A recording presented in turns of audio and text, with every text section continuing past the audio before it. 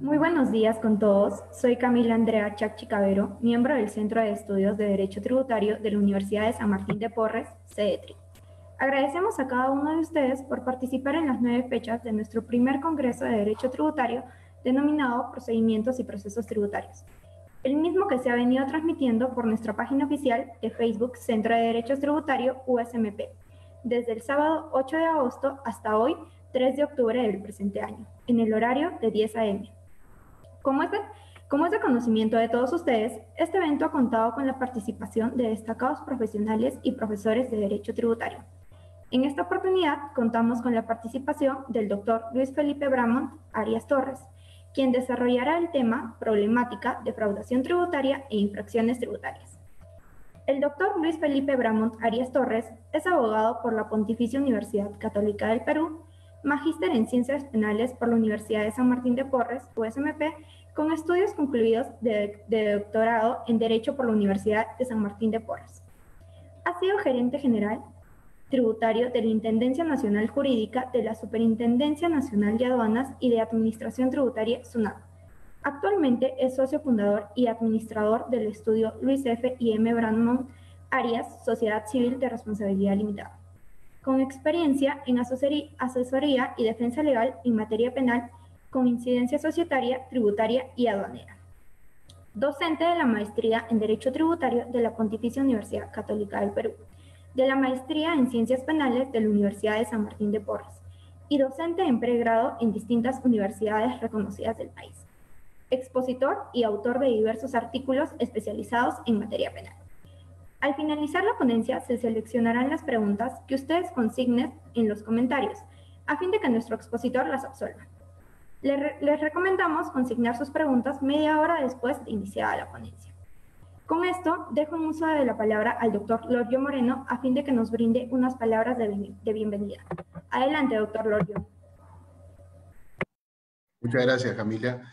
Agradeciéndoles nuevamente a todos, toda la audiencia, por este ciclo de conferencias en la cual el día de hoy se pone fin y renovándoles el compromiso de que continuaremos con este ciclo de conferencias, digamos, pronto, en la cual identificaremos temas de interés para ustedes y el cual compartiremos, como el día de hoy, con expositores de reconocida solvencia y prestigio en la materia. Tal es el caso de mi amigo Luis Bramont, quien va a disertar en esta ocasión sobre el tema de los ilícitos tributarios a nivel penal, que es un tema que es muy afín y finalmente a muchos de nosotros los tributaristas nos lleva a repensar temas como, por ejemplo, cuando una sanción administrativa se convierte, digamos, en un ilícito penal. Entonces, dejo a Luis, digamos, en el uso de la palabra y muchas gracias por tu participación el día de hoy.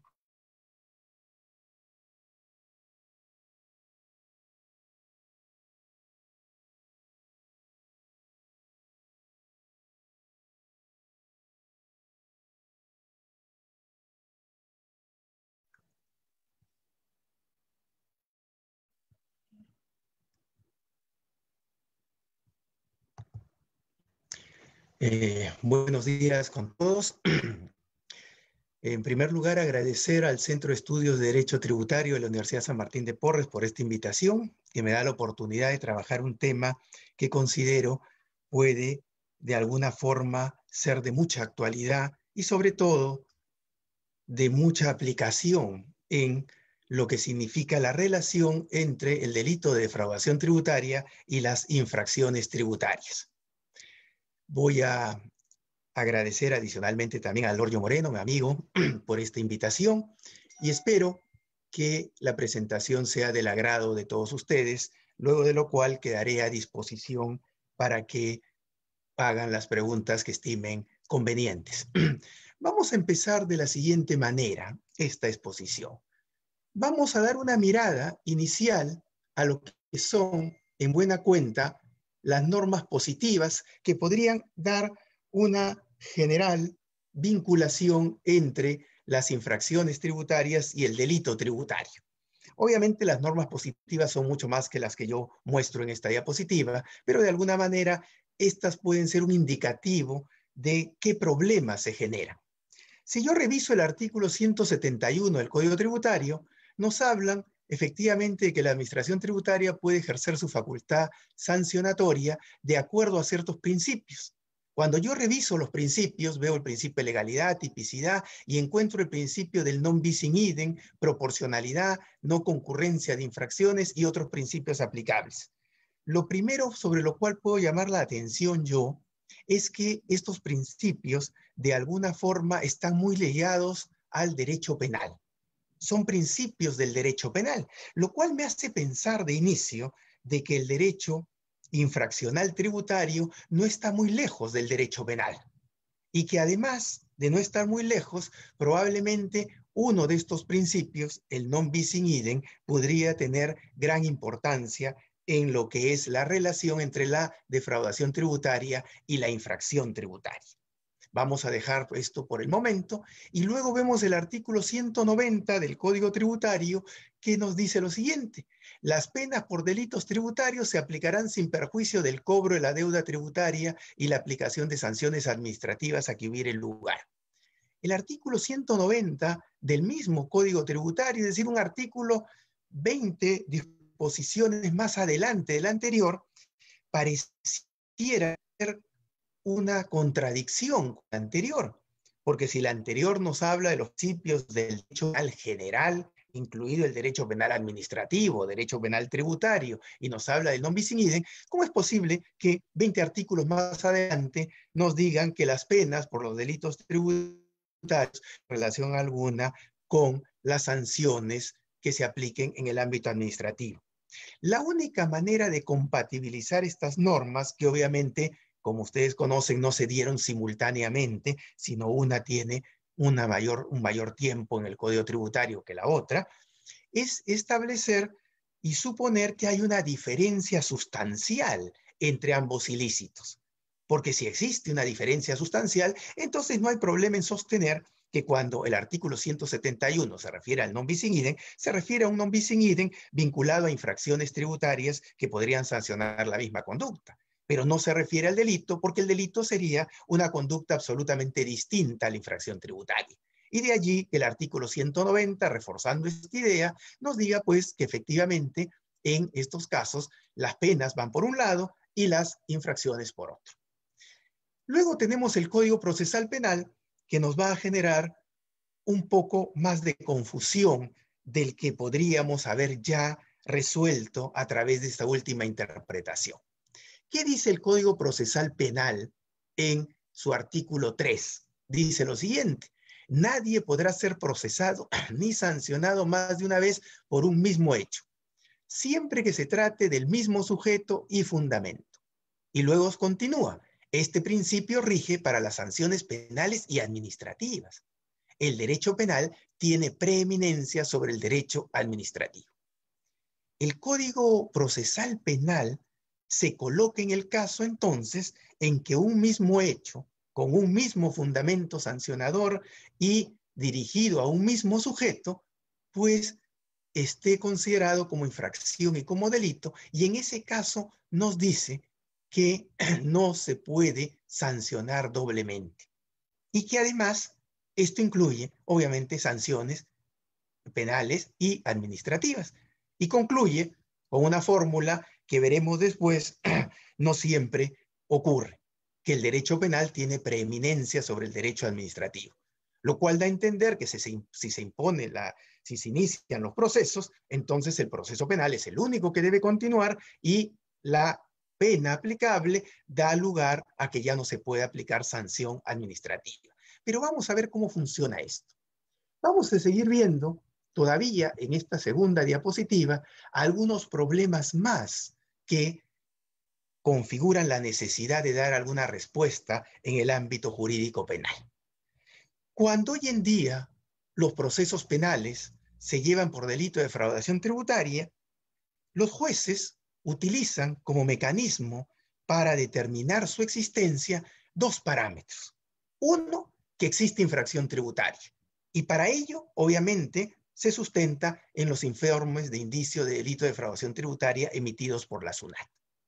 Y segundo, que a esto se le sume, por eso el signo más, se le sume la existencia de dolo a los jueces penales. Hoy en día, la infracción tributaria más el dolo daría lugar a lo que llamamos el delito de defraudación tributaria. Alguien podría decir, pero esto no es posible. ¿Cómo es posible que un juez solo le agregue el dolo a la infracción tributaria y con ello dé por satisfecha la configuración de los delitos de defraudación tributaria? Bueno, me remito a ciertos casos que creo que son lamentablemente la mayoría.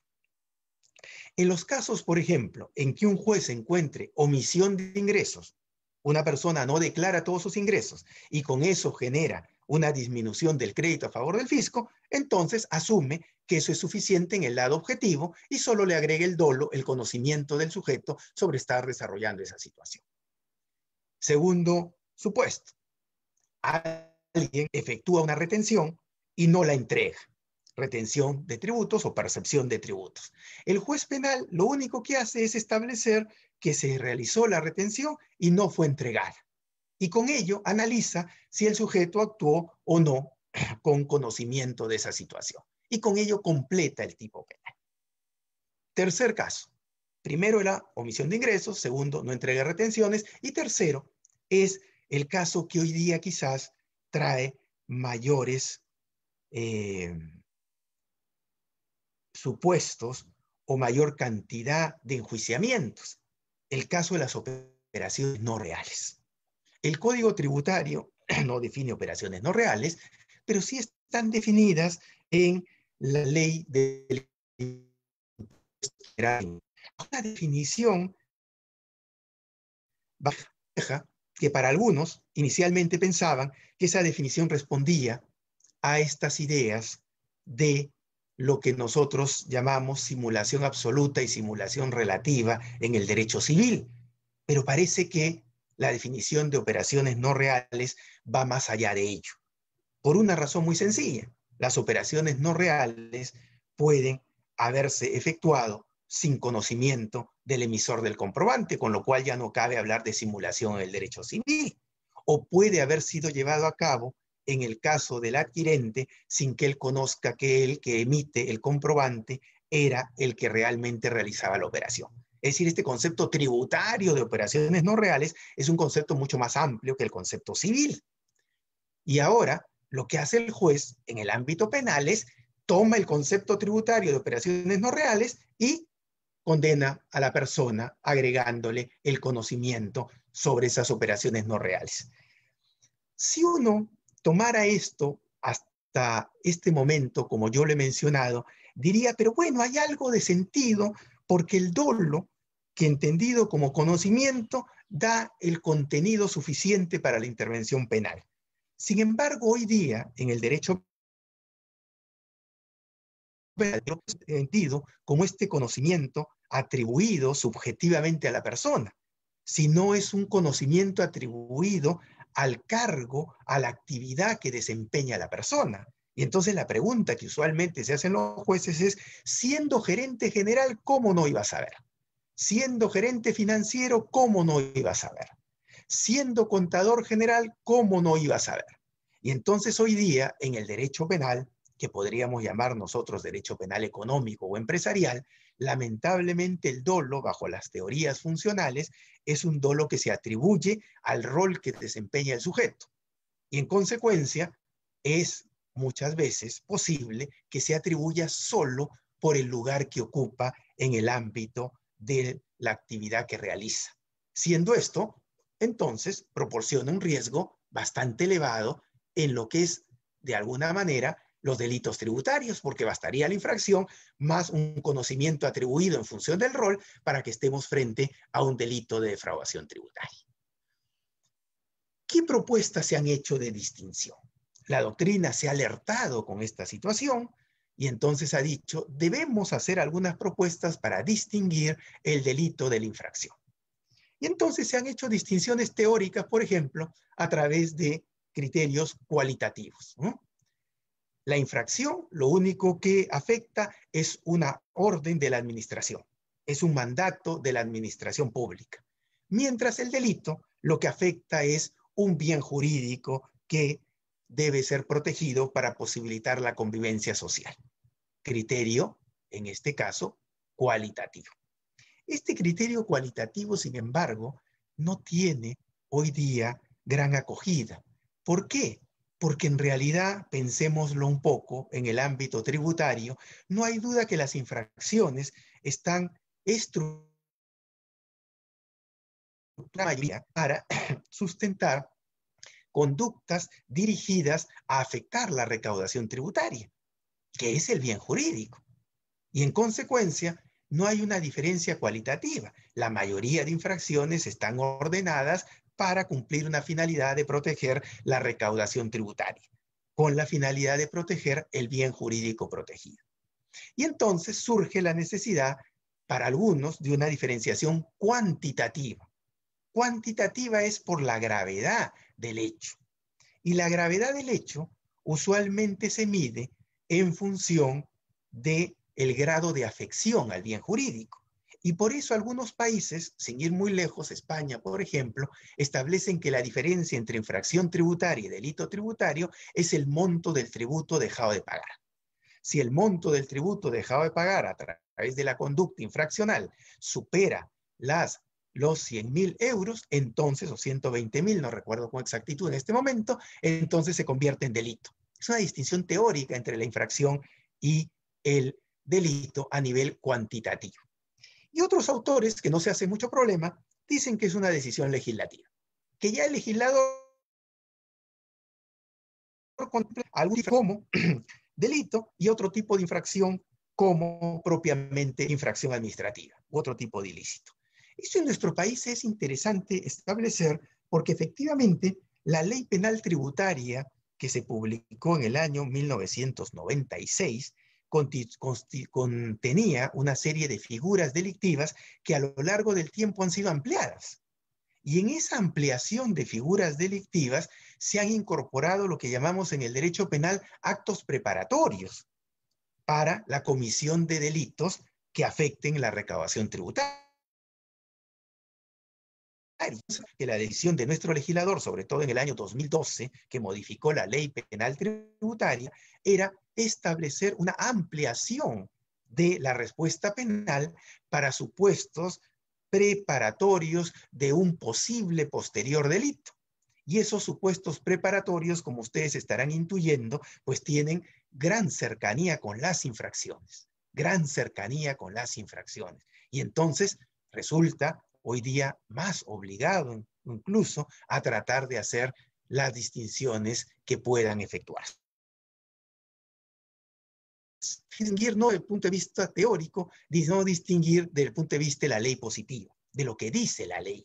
Y entonces tratar de establecer que los elementos que exige la ley positiva sean objetivos, o sean subjetivos, o sean de alguna manera personales, diferencian el delito de la infracción tributaria. Aspectos objetivos, por ejemplo, estableciendo conductas calificadas, ya no por el resultado al bien jurídico, sino por la forma de su realización, exigiendo, por ejemplo, lo que hace nuestro Código Penal, engaño, exigiendo, por ejemplo, ardid, astucia, exigiendo una conducta calificada. Aspectos subjetivos es el dolo, pero el dolo en realidad también puede estar presente en una infracción o ilícito administrativo. No es que se requiera para su configuración, pero puede estar presente, con lo cual no es un aspecto que pueda ser utilizado para distinguir. Y lo último, el aspecto personal. En el aspecto personal, preguntarse lo siguiente. Usualmente se ha venido sosteniendo que las infracciones administrativas se aplican al contribuyente. Y el contribuyente, en la mayoría de casos, es una persona jurídica, con lo cual, en el ámbito penal, no sería alcanzada esa persona jurídica por ninguna respuesta del derecho penal. Esto, sin embargo, hoy día ya no rige. El derecho penal tiene respuestas para las personas jurídicas, tiene lo que se denominan consecuencias accesorias, de tal manera que el problema hoy día es aún más álgido, porque ya podemos encontrar identidad de sujeto. El mismo sujeto que es sancionado en el ámbito infraccional también va a ser sancionado en el ámbito penal. Algunos dicen que las consecuencias accesorias previstas en el Código Penal para las personas jurídicas no son parte del derecho penal. Independientemente que sean o no parte del derecho penal, no cabe duda que son consecuencias sancionatorias, porque privan de derechos a las personas jurídicas y, en todo caso, habría doble sanción. La sanción prevista como consecuencia accesoria sea de naturaleza penal o sui generis, y la sanción administrativa prevista en el Código Tributario. Entonces surge todavía esta propuesta de distinción con mayor énfasis, porque ahora sí el derecho penal responde a las personas jurídicas, que usualmente son los contribuyentes. Luego, también para hacer una distinción, se hace una distinción en su aplicación. ¿Qué se dice? Bueno, si es que encontramos identidad entre la infracción y el delito, pues una de las sanciones se excluye. La regla general debería ser excluir la respuesta. Segunda posibilidad en la aplicación. Acumulamos las dos respuestas. La acumulación responde a que estarían cumpliendo fines distintos, ¿no? El fin de comunicar al administrado el orden que debe seguir en sus obligaciones tributarias, y en el derecho penal el fin de ser castigado por haber afectado un bien jurídico. Ya hemos dicho que esta diferencia no se puede asumir en términos absolutos, porque yo creo que las infracciones también están destinadas a proteger los bienes jurídicos. Y otra es a través de la integración. Este es un parámetro muy interesante. Cuando se ha encontrado identidad entre delito e infracción, muchas veces se ha establecido la sanción para estos supuestos a través de aplicar la infracción o la sanción prevista para la infracción, y luego, cuando se aplica la sanción o la pena prevista para el delito, se resta de esta pena la parte que se ha aplicado como sanción por la infracción, ¿no? Lo cual resulta bastante curioso, pero resulta además llamativo en el sentido de que podemos sostener nosotros que hablamos de un solo derecho penal, que incluye el administrativo e incluye el criminal, y cuando se impone una sanción administrativa por un hecho, pero que también tiene connotación criminal, hay que imponer la sanción criminal, y como no puede haber dos sanciones, de esta criminal, que es la principal, se le resta lo que ya ha cumplido en el ámbito administrativo. Todas esas opciones son posibles hoy en día. ¿Qué nos dice el derecho tributario? El derecho tributario en este tema siempre ha sido un poco reacio a aceptar los criterios penales en la aplicación de las infracciones, ¿no? Hay tres propuestas teóricas que son las más conocidas sobre el tema de la perspectiva del derecho tributario, en lo que el derecho tributario mismo ha denominado derecho penal tributario, que es el derecho infraccional, ¿no? El profesor Villegas, probablemente Héctor Villegas, es el que más ha desarrollado estos temas, y nos dice pues que las infracciones tributarias pueden ser asumidas como parte solo del derecho tributario, y entonces el derecho penal no debe aplicarse bajo ningún criterio. Yo creo que esta tesis es una de las tesis que de alguna manera ha ido siendo sobre esta duda, que el ámbito sancionador involucra comunicaciones entre lo que es el derecho penal global o el derecho penal común en general y las otras ramas jurídico-penales, inclusive el derecho penal administrativo. Y entonces se ha acogido una segunda tesis, un segundo paso, una teoría administrativa en la cual se asume que el derecho penal tributario o infraccional tributario es parte del derecho penal global, y entonces puede compartir algunos principios con el derecho penal criminal, salvo que esos principios quitan su funcionamiento. En algunos casos se ha sostenido, y eso ameritaría obviamente otro tema de investigación, que una de esas dificultades es incluir el aspecto subjetivo en las infracciones. Y entonces se dice, el derecho penal común se aplica a las infracciones, salvo el tema subjetivo, ¿no? O incluir en las infracciones el aspecto de la culpabilidad, que también es un ámbito subjetivo.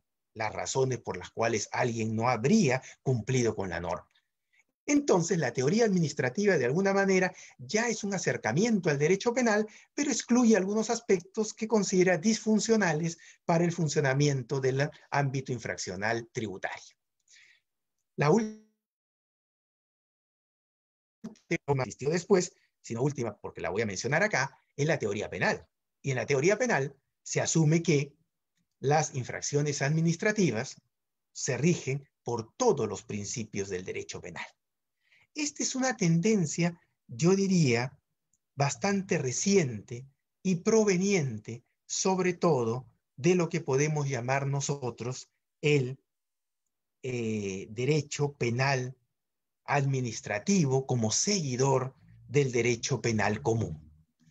Si ustedes observan, nuestra Ley General de Procedimiento Administrativo es una ley que establece, en buena cuenta, una serie de principios que ya son muy cercanos a los principios del derecho penal. Esto en realidad parte de la idea en España que se gestó en el sentido de que todos los principios del derecho penal común tenían que...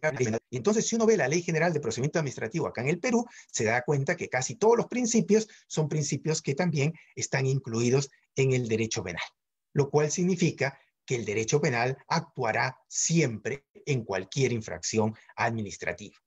Todo esto involucra, obviamente, una cercanía muy grande entre lo que es el derecho penal y el derecho administrativo, y un esfuerzo, como hemos visto en la anterior diapositiva, de distinguir el derecho penal del derecho administrativo. En este caso, yo partiría, para efecto de lo que quiero presentar en esta ponencia, que en lugar de partir de hacer un gran esfuerzo de distinguir, primero deberíamos hacer un gran esfuerzo de ver las similitudes. Y luego, encontradas esas similitudes, recién podríamos evaluar qué distinciones pueden ser posibles. ¿Qué distinciones pueden ser posibles? Me da la idea que partir de la idea de distinciones es prácticamente negar que en realidad las infracciones tienen una relación estrecha con el delito. Y hay que analizar esa relación estrecha. ¿Qué similitudes, a grosso modo coloco yo? Idéntico ámbito situacional. Claro, el idéntico ámbito situacional es que ambos se realizan fundamentalmente bajo la relación jurídica tributaria. Yo no puedo establecer un delito fuera de la relación jurídica tributaria, ni tampoco puedo establecer una infracción fuera de la relación jurídica tributaria. En este ámbito, entonces, además, hay deberes formales tributarios y deberes sustanciales tributarios. Y esos también entran en juego en el ámbito del derecho penal. Cuando yo hablo de deberes formales tributarios, obviamente no me estoy haciendo referencia solo a las infracciones, porque también los delitos, en algunos casos, se estructuran bajo el incumplimiento de deberes formales. Es más, una de las tesis más importantes del profesor Gracia Martín, un profesor español, era que el incumplimiento de los deberes formales tributarios era el que sustentaba la configuración del delito tributario. Y entonces, fíjense ustedes, no es posible excluir las formalidades del ámbito de evaluación en el derecho penal. Son parte del mismo ámbito situacional, ni que se diga de los deberes sustanciales tributarios. Segunda similitud. El bien jurídico es el mismo. ¿Cuál es el bien jurídico? La recaudación tributaria. El recurso público tributo que debe ingresar en la medida de la capacidad contributiva del contribuyente que está obligado a reconocer ese crédito a favor del fisco. Entonces, la recaudación tributaria no es un mero dato vinculado al ingreso de dinero. Es el ingreso de dinero que corresponde ser ingresado por alguien en base a su capacidad contributiva. Vamos a ver eso, o vamos a retomar eso después, que nos va a ayudar a resolver algunas situaciones concretas. Yo he colocado al lado de recaudación tributaria cumplimiento de funciones. Me refiero al cumplimiento de las funciones de la administración tributaria. La pregunta es si puede ser considerado como bien jurídico para el derecho penal las infracciones a la actividad de control o de fiscalización de la administración tributaria. Creo ciertamente que no. Creo además que el cumplimiento de las funciones o el cumplimiento o ejercicio de las facultades por parte de la administración tributaria no pueden constituir bienes jurídicos. El ejercicio de la actividad que realiza una institución pública en el ejercicio de sus funciones no puede ser un bien jurídico amparado por el derecho, con lo cual el bien jurídico sería solo la recaudación tributaria. Fíjense qué importancia puede tener esto. La importancia que puede tener es que todas las infracciones que estén destinadas a evitar de alguna manera la actividad de control de la administración tributaria, todas ellas no podrían configurar nunca delito. No podrían configurar nunca delito, porque están estructuradas solamente como medidas de orden para facilitar al acreedor tributario a través de la administración tributaria al cumplimiento de sus funciones. Tercera similitud, idéntica respuesta jurídica. En este ámbito sí podemos hacer alguna distinción, pero con una similitud inicial. Ambas son sanciones, ambas son privación de bienes, privación de derechos, y en consecuencia tienen una misma naturaleza. Sin embargo, resulta obvio que la sanción administrativa no genera una estigmatización, como sí genera la sanción penal, ¿no? La sanción penal es absolutamente estigmatizadora. Si yo me relaciono con una persona y se presenta a ella como un delincuente, obviamente mi relación social va a cambiar. Pero si se presenta como un infractor administrativo, eso no tendrá mayor peso en el ámbito de relación que se genere. De tal manera que sí es idéntica la respuesta en el sentido que es sanción, privación de derechos, pero es diferente en el sentido de los efectos que origina en la relación social por cuanto se produce una mayor estigmatización, una mayor estigmatización. En esta línea, entonces, yo propongo que podríamos nosotros buscar la relación entre las infracciones tributarias y el delito en función del método sistemático. El método sistemático es interpretar una norma en función de otra. Y yo estoy asumiendo que es posible considerar que ciertas normas en el ámbito del derecho penal tributario común son normas que también comparten la misma estructura inicial que las infracciones tributarias. Y entonces yo puedo analizar en buena cuenta normas que pertenecen al mismo subconjunto normativo, es decir, que tratan del mismo tema. Y entonces yo tengo normas tributarias que tienen referencia con la liquidación de obligaciones tributarias. Tengo normas tributarias y penales también que tienen que ver con la obtención de desgravaciones tributarias. Tengo normas tributarias y también penales que tienen que ver con registros contables. Tengo normas tributarias y también penales que tienen que ver con los registros de inscripción, lo cual significa en buena cuenta que lo que debo buscar primero es la coherencia entre esas normas, la coherencia interna, las similitudes porque están en un mismo ámbito situacional, para luego establecer sus diferencias, si es que puedo encontrarlas.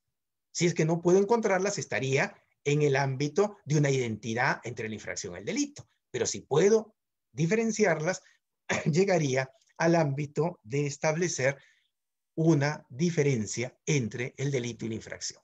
Entonces seguimos dos pasos. Agrupamos todas las normas que tengan que ver con el mismo ámbito situacional o subconjunto normativo. Y luego las comparamos para establecer qué diferencias hay.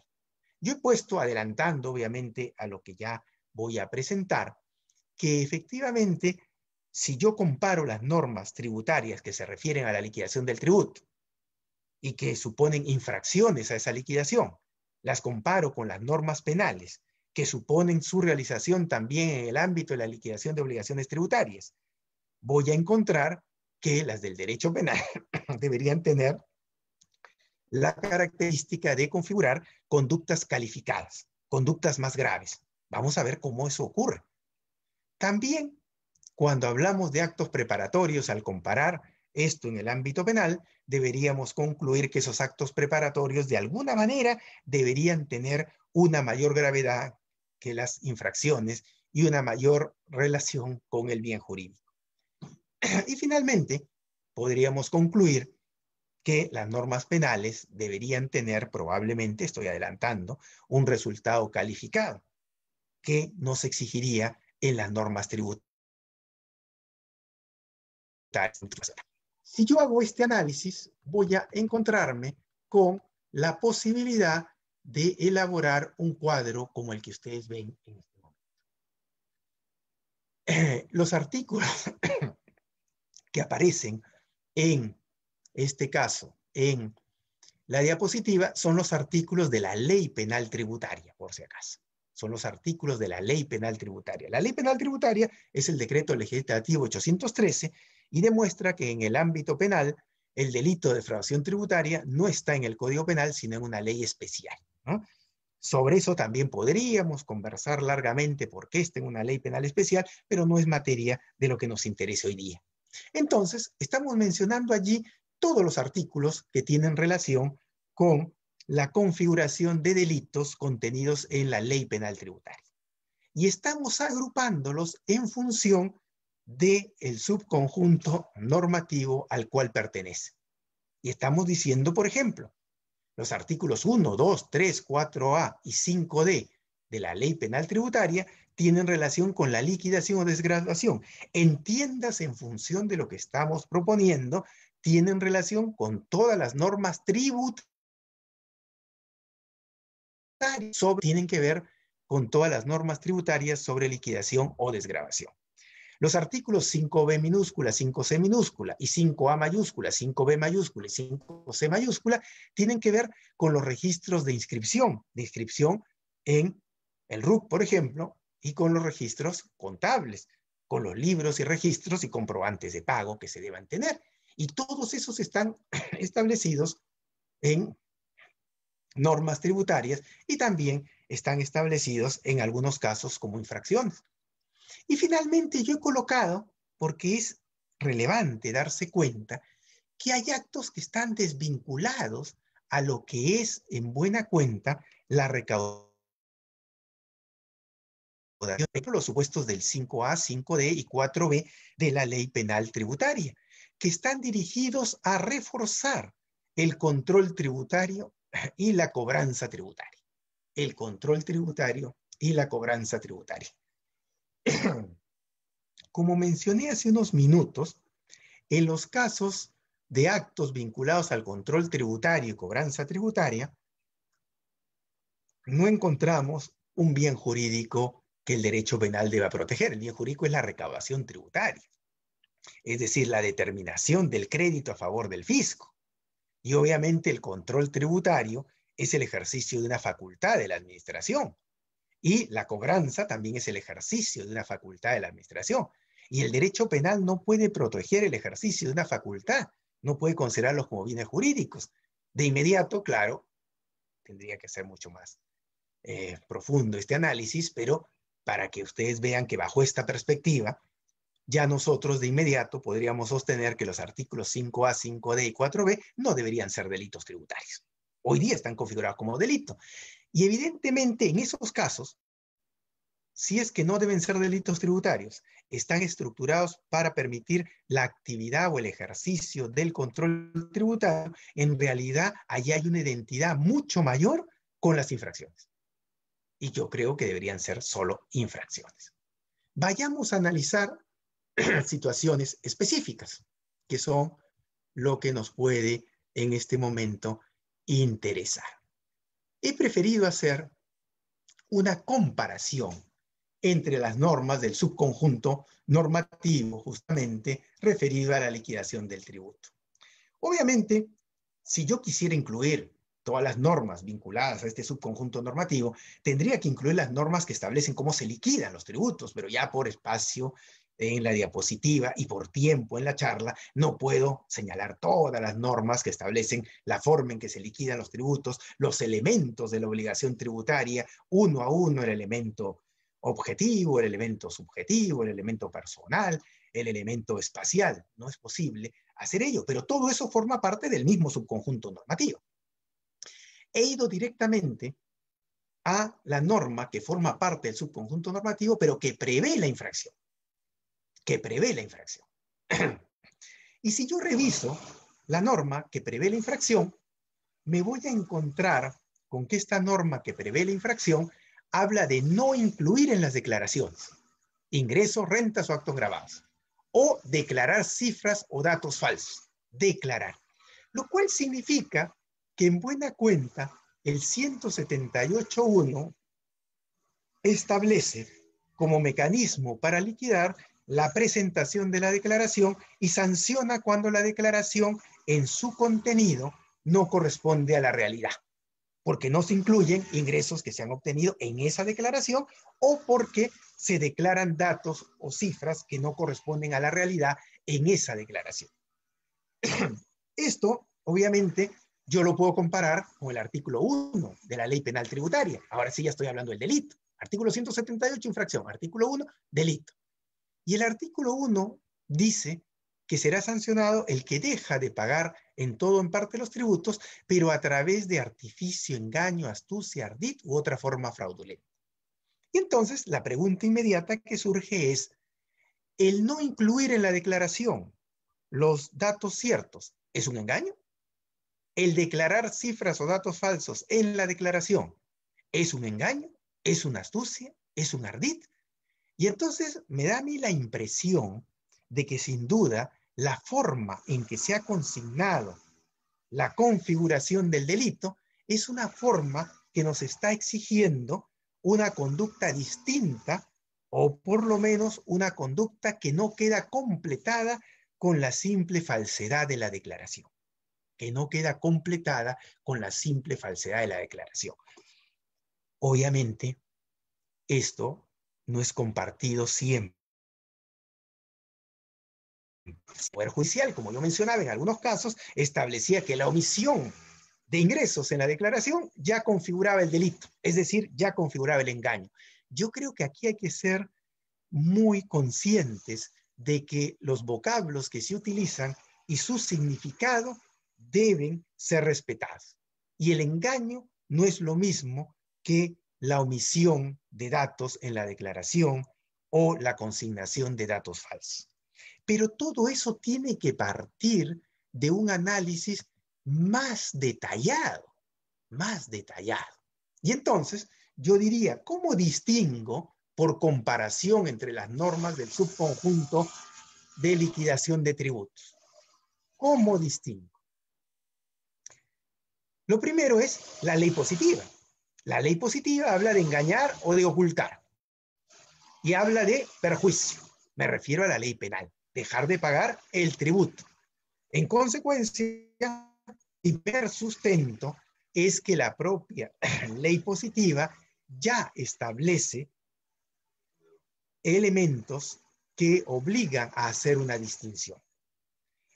Esto, por ejemplo, no está contemplado en el derecho penal español. El derecho penal español no incluye dentro de la descripción del delito tributario el engañar u ocultar, sino habla de un término general que se denomina eludir, el que elude el pago de su obligación tributaria. Sin embargo, imagínense ustedes, la propia jurisprudencia española ha asumido que el término eludir tiene que tener un contenido defraudatorio, porque el delito se llama delito fiscal y los delitos fiscales son delitos de defraudación. El esfuerzo que ha hecho la justicia española para incluir la defraudación como exigencia de la conducta para la configuración del delito, obviamente es una que no necesitamos hacer nosotros, porque nosotros sí tenemos el término engañar y ocultar dentro de la ley positiva. Entonces tenemos que darle un adecuado significado a esos términos. Ese término fraude, ¿qué significado le vamos a dar? Ese término fraude que es el general de engañar, ocultar, etcétera, etcétera, tiene sin duda todo un contenido que debe ser desentrañado. Y debe ser desentrañado porque usualmente la jurisprudencia peruana, cada vez que ve el término engaño, aunque en el delito tributario no ha actuado de esa manera, el engaño del delito de estafa. Y entonces, ¿qué se requiere? Inducir en error a alguien. Que se requiere además un acto de disposición patrimonial del sujeto que está en error y con ello un perjuicio patrimonial. Y obviamente esta tesis de engaño-error no funciona de manera por lo menos pacífica en el ámbito tributario. ¿Por qué? Porque la relación jurídica tributaria que allí consignamos es una relación jurídica en la cual hay múltiples vínculos entre el deudor tributario y el acreedor tributario representado por la administración tributaria. Hay una serie de vínculos.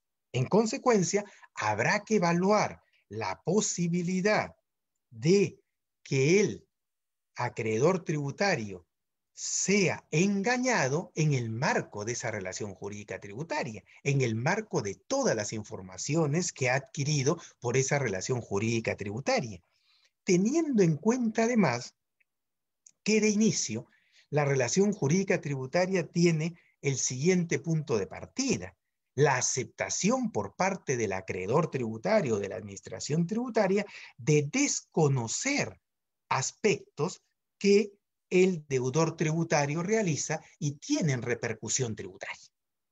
Es obvio que la administración tributaria cada vez busca acercarse más a la información que le haría conocer las actividades de su deudor, pero prácticamente eso es imposible, no puede acceder a todas las actividades. Cuando alguien está realizando una venta o una compra, es casi imposible que la administración pueda tener el detalle de impresiones, lo cual la administración acepta mantenerse en una posición de un desconocimiento detallado, por lo menos, sobre las operaciones del deudor.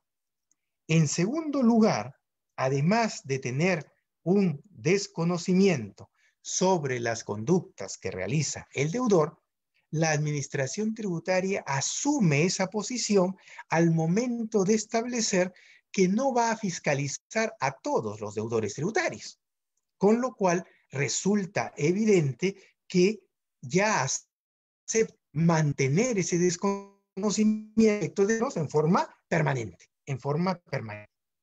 Entonces, ese es el marco de la relación jurídica tributaria. ¿Cuál es el papel entonces del deudor tributario? El papel del deudor tributario es sacar de la ignorancia a la administración tributaria sobre los datos que requiere para confirmar la efectuada por el deudor o para efectuar la determinación de esa liquidación que corresponde al deudor.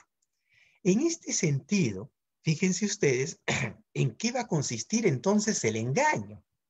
El engaño, en buena cuenta, se debe entender como el ocultar esos datos relevantes, el colocar esos datos relevantes fuera del alcance del acreedor tributario.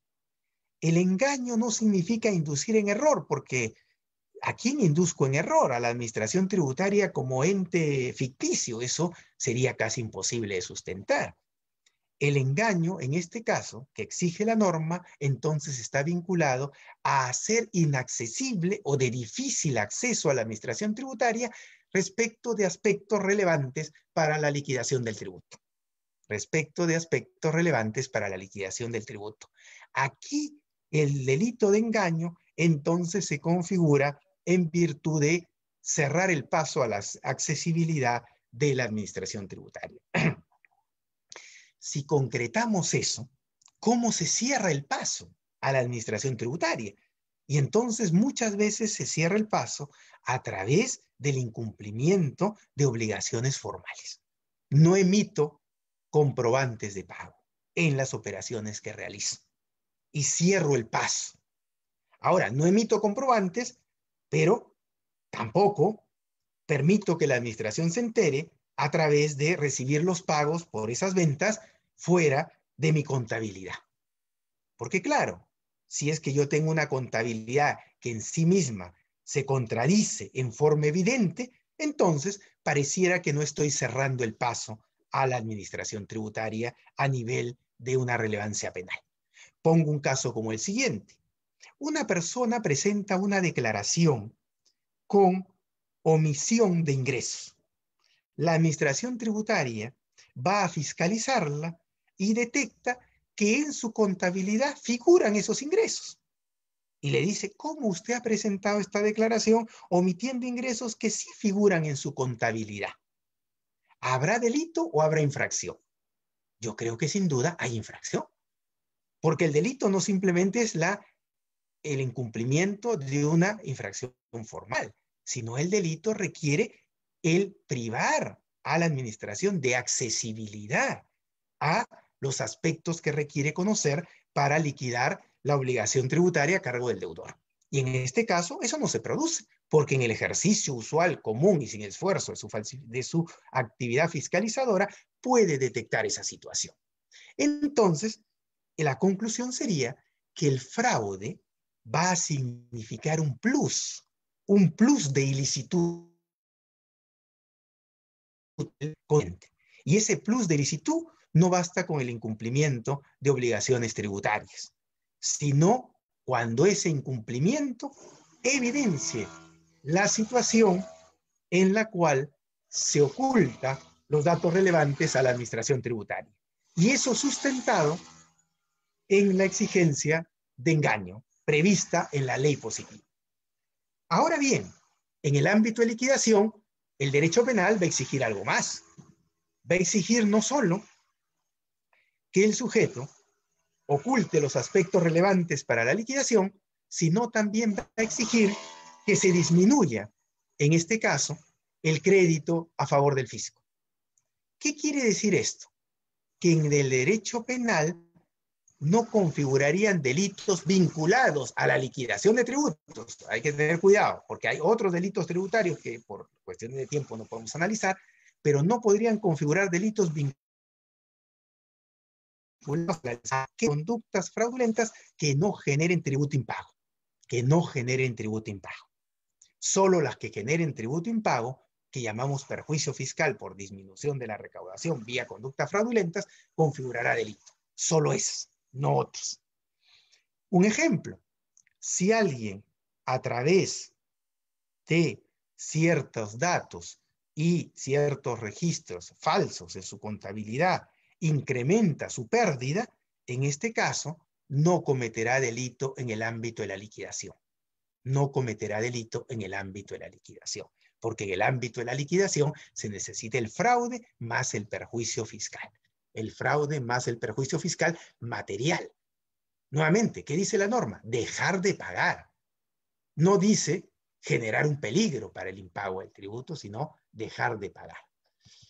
Lo mismo podemos decir, y de forma quizás mucho más rápida, en el caso de las retenciones.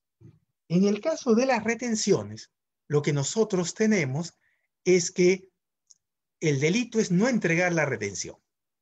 Y alguien podría decir, pues eso es muy parecido a lo que es la infracción tributaria, que es no incluir en las declaraciones lo retenido o no pagar, así se incluya en las declaraciones, los tributos retenidos o percibidos.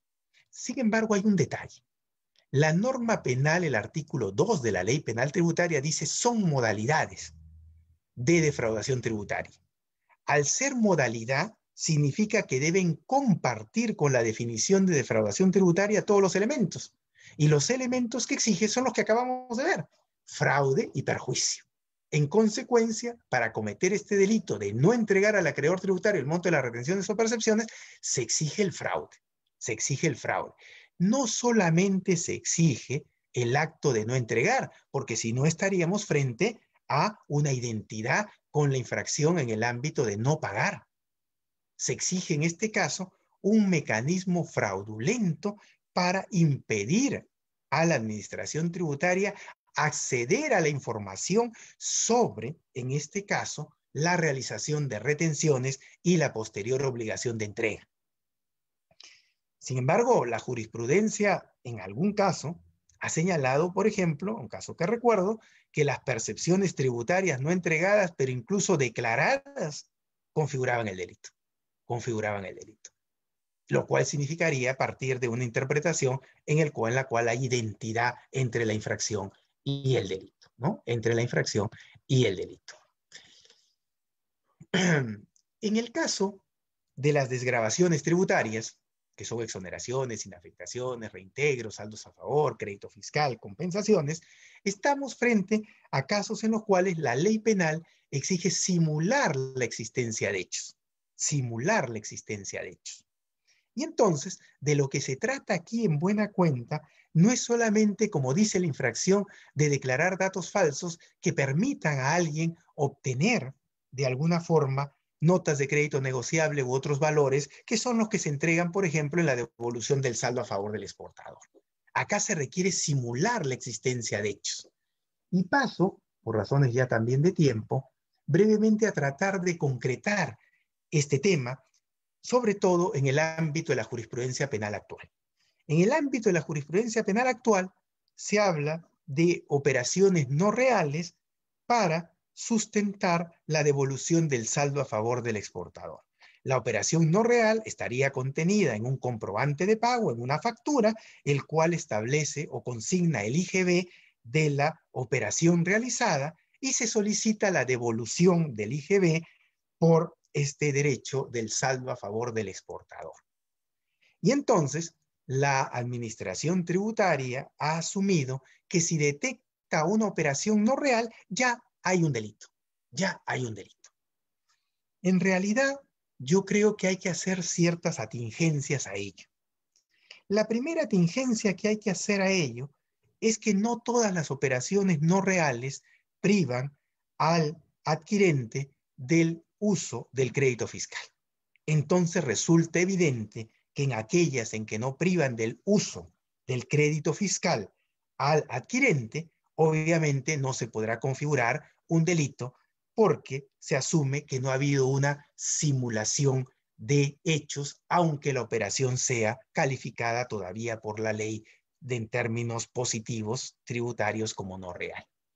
Pero yo creo que hay que ir más allá de ello, porque en realidad la norma tributaria establece una serie de reglas para mantener el crédito fiscal o para mantener ese crédito y poder utilizarlo. Sin embargo, la pregunta sería, ¿todas esas reglas son exigibles para descartar el delito?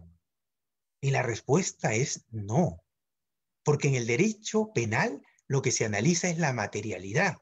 Si yo logro probar en un proceso penal que el sujeto ha soportado el valor de venta del bien adquirido y la carga tributaria del IGB consignada en el comprobante a favor del emisor del comprobante, entonces, en ese caso, ya no es posible imputarle un delito. ¿Cuál es la razón? La razón es que el que comete un delito afecta la recaudación tributaria que le corresponde cubrir en base a su capacidad contributiva. El IGB y el precio y ha entregado a quien se designa como obligado tributario, obviamente sin conocer que se trataba de alguien que no lo era, entonces estamos frente a un hecho que no puede tener relevancia penal. Fíjense ustedes, la relevancia penal en este caso, entonces, va a exigirnos a nosotros la real afectación del bien jurídico por el sujeto competente a mantenerlo o a protegerlo, que es el deudor tributario, en este caso el exportador. En línea, por cuestiones de tiempo, vamos a preguntarnos lo siguiente. ¿Qué ocurre en la situación actual? Las otras diapositivas que se las voy a proporcionar, sin duda, van a ayudar a esclarecer algunos otros aspectos. Pero quiero, para terminar, trabajar esta diapositiva y preguntarnos sobre lo siguiente. ¿Qué situaciones posibles se pueden dar entre la defraudación tributaria y la infracción tributaria? La situación deseable es establecer esta distinción previa a similitudes, ¿no? Utilizando el método de interpretación sistemático por ubicación de la norma, mismo subconjunto normativo, o por comparación de la norma, establecer diferencias entre sus elementos, voy a establecer que son diferentes. Si son diferentes, entonces la respuesta inicial parece ser que hay que aplicar sanciones independientes. Cada una tendrá su propia sanción porque son diferentes.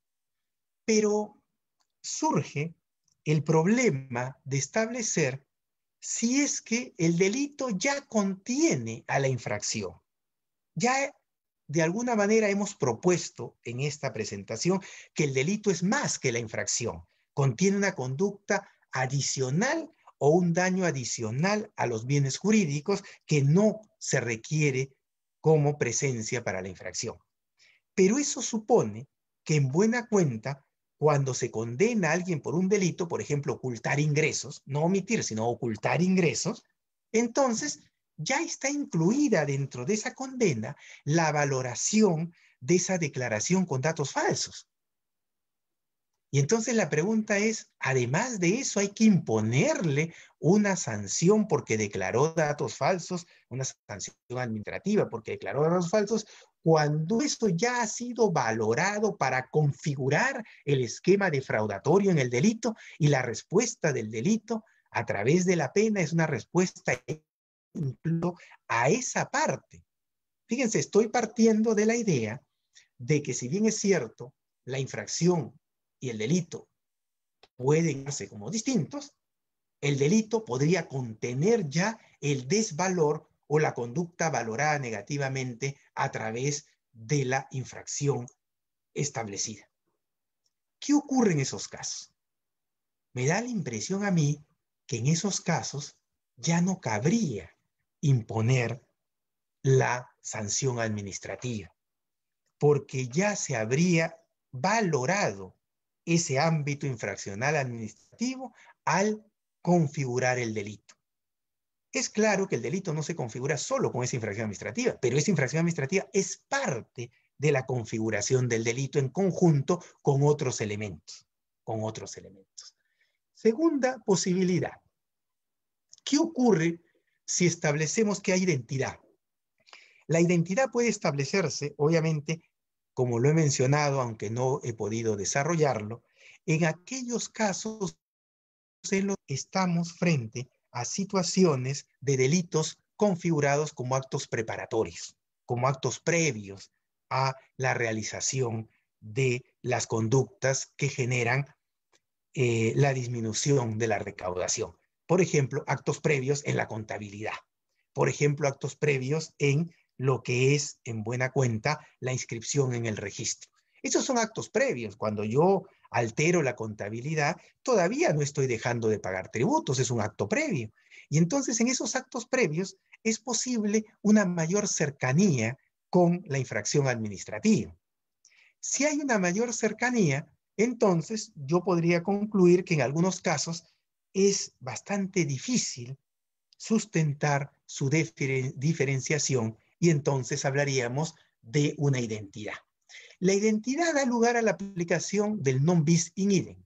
Non bis in idem, es decir, no dos sanciones por el mismo hecho. No dos sanciones por el mismo hecho. Y entonces surge la pregunta, si no voy a imponer dos sanciones, ¿cuál sí voy a imponer? Y la respuesta debe ser, voy a imponer la sanción más grave. Nuevamente la lógica es que en teoría esa sanción más grave debe contemplar el ámbito de la sanción menos grave, el ámbito de la sanción menos grave. Y entonces aplico la sanción penal que se estima en la más grave. Este podría ser otro tema de discusión, si siempre la sanción penal se estima más grave que la sanción administrativa, pero dejémoslo por ahora allí. Pero, ¿qué ocurre? Acabamos de poner acá en esta diapositiva, si se aplicó primero la sanción administrativa. ¿Qué ocurre si se sigue un proceso administrativo por un tema de infracción contable, infracción a los registros y libros contables, y luego se sigue un proceso penal por el delito contable. El sujeto ya fue sancionado administrativamente y va al proceso penal y le dice, miren, por estos mismos hechos yo ya fui sancionado, aquí está la resolución administrativa que me sancionó y ustedes no me pueden sancionar otra vez. ¿Qué posibilidades hay en esa situación desde el punto de vista jurídico? Desde el punto de vista jurídico, hay, creo yo, varias opciones. Sin embargo, mencionaré dos. Una primera es archivar el proceso penal y decir que como el non bis in idem rige, y en este caso la sanción administrativa se aplicó primero y ha quedado firme, entonces ya no cabe seguir ningún otro proceso para sancionar lo mismo, siempre y cuando yo asuma que hay una identidad. Sin duda, esto no podrá ser posible si yo asumo que hay distinción. Segunda posibilidad. La segunda posibilidad es, pero la sanción penal es mayor y este sujeto ha recibido solo una sanción administrativa. Entonces, lo que se ha hecho y ha llegado hasta tribunales en la legislación, en la jurisprudencia comparada, tribunales de instituciones, lo que se ha hecho es seguir el proceso penal, imponer la sanción del proceso penal y restar de esa sanción penal lo que ya se ha cumplido administrativamente. Algunos me pueden mencionar, pero si la sanción administrativa es multa, entonces ¿cómo se puede restar? Bueno, hay dos opciones posibles. Una es que el delito de defraudación tributaria también tiene previsto una multa. Y entonces, obviamente, esa multa prevista en el derecho penal solo se cumplirá en el exceso no cubierto por la multa de la sanción administrativa. Y como ocurrirá usualmente, la sanción administrativa tendrá una multa mayor. ¿Qué puedo hacer con esa multa mayor? Bueno, podría hacer algo que no he visto que se haya hecho nunca, pero en la propuesta de restar de la sanción penal lo administrativamente ya ejecutado, entonces podríamos establecer una conversión. El derecho penal ha establecido que la pena privativa de libertad se convierte a razón de un día multa, con lo cual podría yo convertir la multa en relación a la pena privativa de libertad y restar la pena privativa de libertad. En el derecho penal tributario ha habido un caso que no tiene que ver estrictamente con sanciones administrativas, pero que sigue esta línea de acción. Una persona condenada o a punto de ser condenada por defraudación tributaria agravada, cuya pena mínima era 8 años, el tribunal decidió disminuir la pena por confesión y llegó a 6 años y medio. Luego decidió disminuir esa pena por sentencia conformada, es decir, porque el sujeto no aceptó todos los términos de la acusación y llegó aproximadamente a 5 años. Pero ustedes conocen que 5 años de pena privativa de la libertad son efectivos. Solo a partir de 4 años podía ser una sanción condicional. ¿Qué hizo el tribunal? El tribunal lo que hizo fue convirtió 1 año de pena privativa de libertad en prestación de servicios a la comunidad, que es otra pena prevista en el derecho penal. Al hacer esta pena, 4 años de pena privativa de libertad, 1 año y medio o 2 años de prestación de servicios a la comunidad y la multa. Como eran 4 años, ya no se impuso la pena efectiva. Obviamente son casos bastante excepcionales, pero la justicia comienza pues a establecer algunos criterios que no son directamente aplicables para esta distinción de delitos e infracciones, pero que sí hacen ver que podría haber una suerte de conversión en algunos supuestos. Con esto doy por terminada mi exposición. Le agradezco la invitación nuevamente al Centro de Estudios en Derecho Tributario de la Universidad San Martín de Porres y además agradezco a todos los que han asistido a esta exposición. Muchas gracias. Muchas gracias, Luis. Como siempre, sumamente claro. Hay una pequeña ronda de preguntas que te quitamos un poquito más de tu tiempo. En primer lugar, está referida a lo que vendría a ser la acción penal. Hay un presupuesto normativo en el cual te establecen que si es que yo pago, corrijo, rectifico mis declaraciones y finalmente, y eso lo hago antes de una fiscalización de la Administración Tributaria o la formulación de denuncia del Ministerio Público, pues ya no es perseguible penalmente, digamos, un ilícito tributario. Sobre ese punto, ¿qué nos podrías comentar? Ok, ese es un punto realmente muy interesante dentro de la evaluación general del derecho penal empresarial y económico. ¿Por qué? Siempre se ha sostenido que una vez cometido un delito, lo que corresponde es aplicar una pena y que solo ante delitos de muy poca gravedad es posible no aplicar una pena. Y obviamente el delito de defraudación tributaria por la pena prevista no califica como un delito de menor gravedad, califica como un delito grave, tiene una pena de hasta 12 años de pena privativa de libertad. En ese contexto, entonces, sin embargo, se ha preferido la recaudación a la sanción y se ha dicho que si la persona cumple con el pago de la deuda tributaria, fíjense ustedes que la deuda tributaria no es equivalente al perjuicio fiscal. El perjuicio fiscal es el tributo insoluto dejado de pagar más los intereses como actualización, pero no las multas. Pero la norma de beneficio dice que hay que pagar la deuda tributaria, incluida también la multa.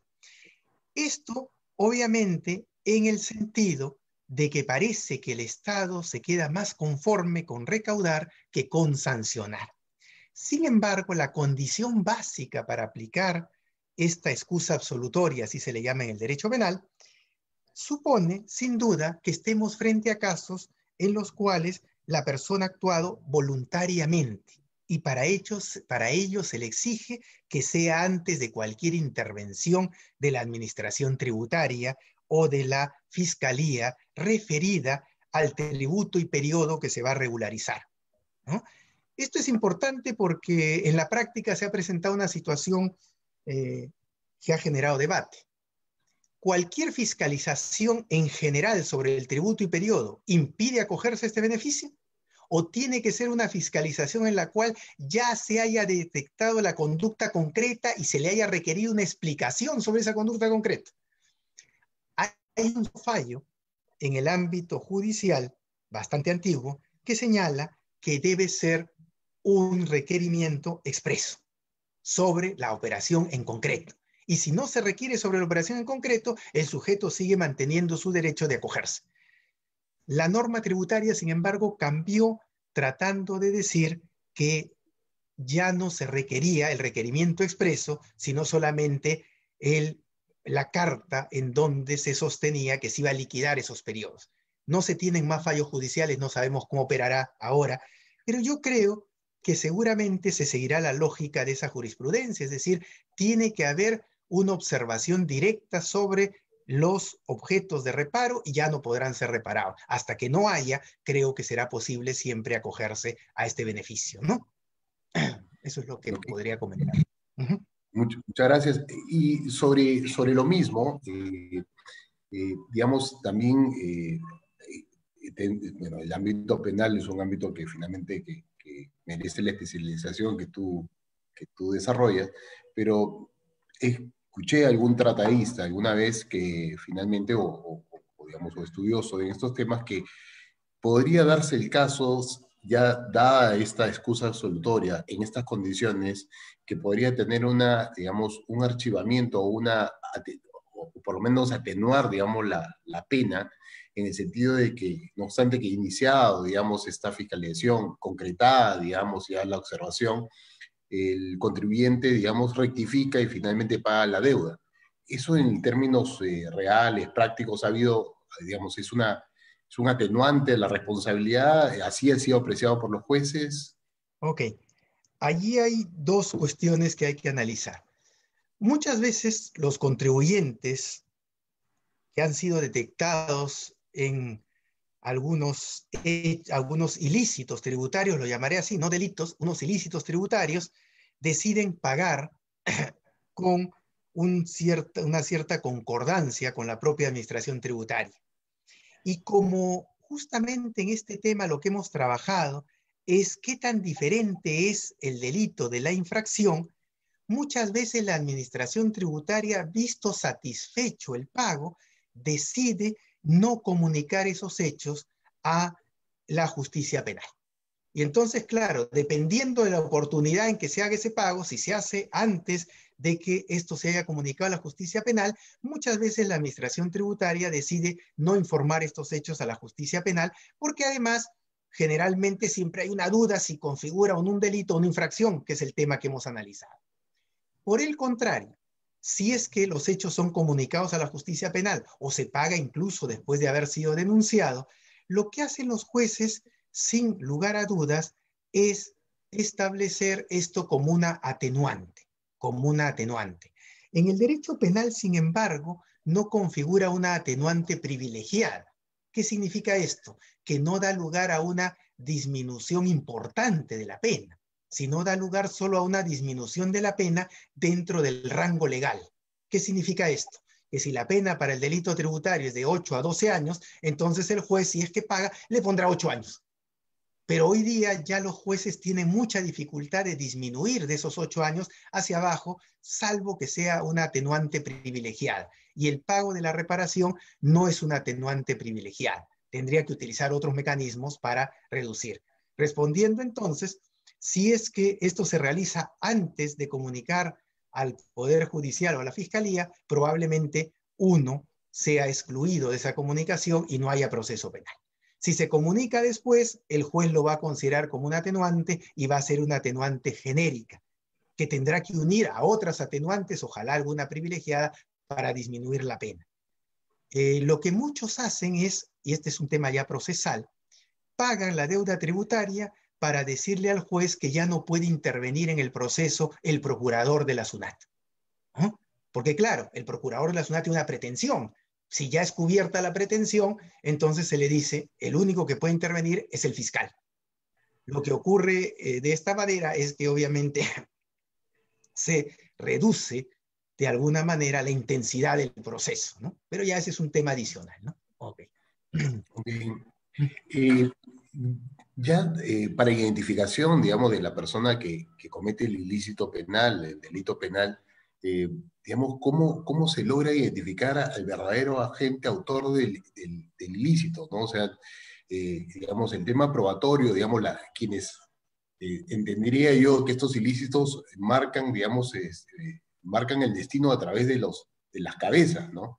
Que muchas veces es difícil pongan, digamos, una acreditación, digamos, fáctica o un elemento fáctico de que los involucre. Me refiero, digamos, a las personas jurídicas y, digamos, a los sujetos involucrados en las personas jurídicas. O sea, ¿cómo acreditar o cómo llegar, digamos, a identificar al autor del delito en estos casos, Luis? Sí, bueno, ese sí es un tema extremadamente amplio como para poder ser respondido, pero podríamos dar algunas ideas. En el ámbito penal hoy día se utiliza mucho el establecer que las normas penales establecen la relación social entre determinados sujetos. Y entonces, obviamente, la imputación penal rige en función de quiénes están vinculados en esa relación social. Como bien señalas, en el caso de la relación social, que es la relación jurídica tributaria, una de las partes es una empresa que tiene división de trabajo, muchas personas en su interior, muchos conocimientos dispersos y muchas decisiones que no son conocidas por todos. Entonces, ¿qué es lo que debe hacer el derecho penal? Y digo debe hacer porque todavía en nuestro país esto no se hace con mucho énfasis. Debe buscar al sujeto competente dentro de la persona jurídica para la realización del acto que se cuestiona, ¿no? Y entonces las personas jurídicas se organizan en base a su libertad que les prevé nuestro ordenamiento jurídico y deciden pues quién se va a encargar de qué aspectos vinculados con el ámbito tributario o con las adquisiciones o con el almacén o con la liquidación de tributos, y lo que se debe buscar entonces es cuál es el sujeto competente. Una vez identificado el sujeto competente de esa relación social en una empresa, que pueden ser varios y pueden ser de distintas áreas, tendrá que establecerse si se le puede imputar un aporte a la realización de la conducta.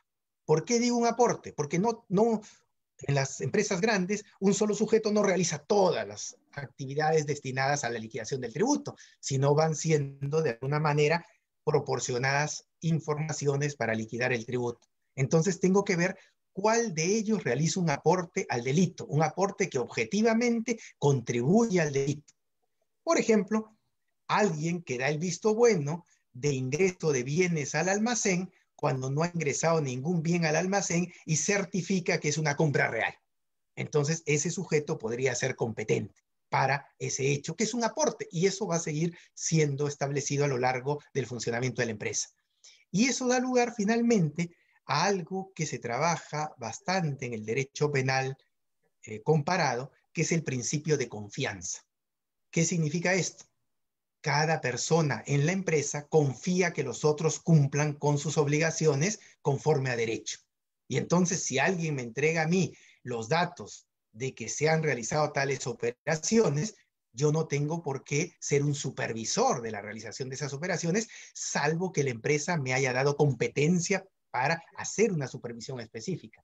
Como usualmente no ocurre esto en las empresas, porque cada uno tiene su propia función, entonces el principio de confianza va a limitar quiénes son los sujetos que en buena cuenta deben responder. No todo el que hace un aporte debe responder, sino el que hace un aporte sin que exista un principio de confianza en los insumos que le han dado las otras partes para realizar su acto de competencia, ¿no? Ok. Es un poco largo y confuso, pero es un tema... No, lo que sí, no, sí, Manuel, muchas gracias, sí hemos entendido claramente la idea. También es digamos, un trabajo complicado, la identificación propia, entiendo yo, bajo este esquema de personas jurídicas, porque en muchas ocasiones de repente existen incluso administradores de hecho en las personas jurídicas que tienen, digamos, que toman incluso la decisión intelectual y finalmente llegar a ellos es toda una labor probatoria que, digamos, a cargo ya de los procuradores y del fiscal. Una última pregunta, Luis, que es una pregunta que no te la podía dejar de hacer, es el tema de la norma 16. Entonces, la norma 16, como bien tú sabes, porque ya has participado en algún conversatorio igual, tiene, digamos, dos elementos. Uno de los elementos es el test de propiedad, que te exige, digamos, un elemento, la configuración de un elemento artificioso para que finalmente se configure este acto elusivo sancionable, digamos, a partir de la vigencia de esta norma 16. Entonces, la preocupación de muchos es, si esta norma 16, calificada así por la Administración Tributaria, lleva de suyo, digamos, una connotación de índole penal y que finalmente pueda causar no solamente un problema administrativo, sino también un problema, digamos, penal para aquellas personas que se vean involucradas. Y en este caso específico, los involucrados, de acuerdo al presupuesto normativo, son el directorio y el gerente general, ¿no? Sí. Bueno, no tenemos experiencia nosotros en el Perú sobre esta norma de elusión, ¿no? O mejor dicho, sobre esta norma de fraude de ley en estricto.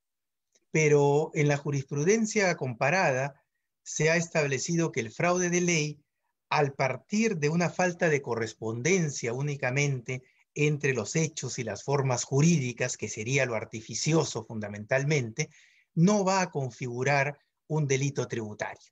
Porque el delito tributario fundamentalmente está en la simulación o el ocultamiento de hechos que han ocurrido. Y aquí los hechos en realidad usualmente en el fraude de ley no se ocultan, sino se presentan, pero se dan una calificación distinta. Se le presentan de forma en las cuales quedan enmarcados o fuera de una norma o dentro de algún beneficio, ¿no? Y entonces en estricto, en la legislación comparada y la jurisprudencia comparada, y creo que también seguirá eso la peruana en su momento cuando se establezca una mayor actividad en la aplicación de la norma 16, son casos que quedan fuera del derecho penal por no constituir falsedades respecto de los hechos, ¿no?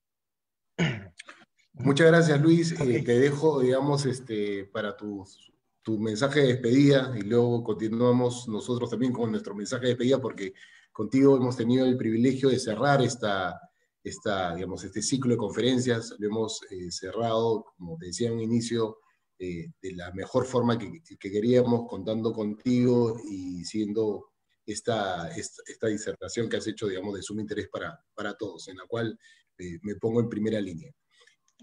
Gracias, gracias. Bueno, en primer lugar, reiterar mi agradecimiento al Centro de Estudios de Derecho Tributario de la Universidad San Martín de Porres. En segundo lugar, felicitar estas iniciativas, no solo las de establecer conferencias en las cuales se pueden compartir conocimientos y discutir o debatir sobre algunos temas de mucha actualidad, sino la iniciativa de conformar un centro de estudios, ¿no? Yo creo que ya el poder conformar un centro de estudios y tener a un docente, como en este caso Lorio Moreno, comprometido con este centro de estudios, es ya un logro para la universidad y es un logro para el desarrollo, obviamente, del conocimiento en derecho tributario. Estas iniciativas son las que permiten que el derecho tributario vaya cada vez teniendo una mayor cientificidad y de alguna manera una mayor seguridad para todos. Seguridad jurídica, que es la que tanto se reclama en nuestro país en muchos aspectos. Felicito al centro, felicito a Lorio, a todos sus integrantes, y los aliento a que continúen con este trabajo que tantos beneficios nos va a traer. Gracias. Muchas gracias, Luis. Para todos los que han estado siguiendo a lo largo de todo este ciclo de conferencias, les agradecemos su preferencia, nos sentimos comprometidos con todos ustedes y para seguir, digamos, haciendo esta tarea académica, no solamente a través de estas conferencias, sino también a través de revistas especializadas. Solamente me queda resaltar que este ciclo de conferencias no se podía haber llevado adelante y de la forma como se ha llevado si es que no hubiera un equipo de trabajo de las nuevas generaciones del derecho tributario en la Universidad de San Martín, que preocupados por, su avance académico y su formación académica, ellos hacen posible que podamos tener estas transmisiones, hacen posible también contactarnos con los profesores y hacen posible también que continuemos, digamos, con esta tarea. Realmente el mérito es de este grupo de muchachos que de forma, digamos, voluntaria y a iniciativa propia, lograron, mejor dicho, hacer este centro y que finalmente se llevará a cabo todas las actividades que hemos realizado y que nos comprometemos a realizar más adelante y de una mejor manera. Muchas gracias a todos, muchas gracias Luis, y damos por concluido el ciclo de conferencias. Hasta una nueva oportunidad.